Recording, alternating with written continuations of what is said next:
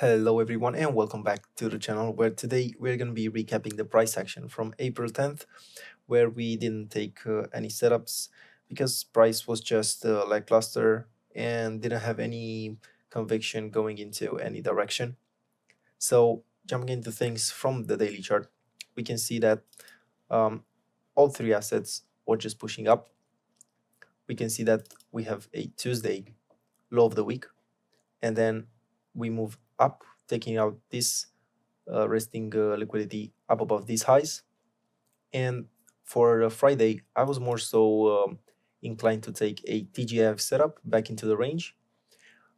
So looking at the 7-hour chart, we'll delineate 1800, and we can see that Asia and London were both consolidations. And I was waiting for the 8 a.m. New York candle to maybe sweep out these highs and drive us lower back into this fair value gap.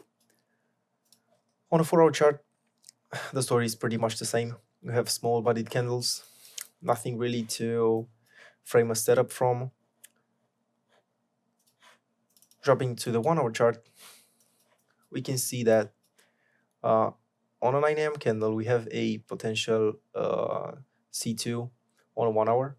And if we replay that to here and drop to the 5-minute chart, we can see that yes, we have closed back into the range from the previous 8 a.m. candle, but we didn't have the CISD until here, where it was already the 10 a.m. candle. And I was okay with taking this if this 10-10 candle would have stopped here below the 50% of this candle. And let me just turn these settings back on.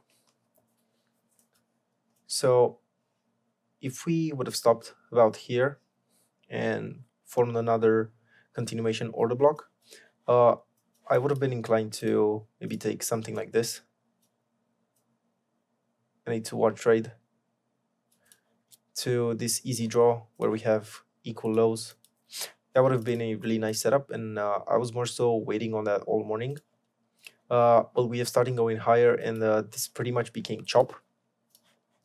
And I waited until about 11:30, where you can see we have this change in state of delivery, but we didn't have any clear continuation order blocks, and I didn't really like this one because we were too low in the range and I couldn't get my my 2-to-1.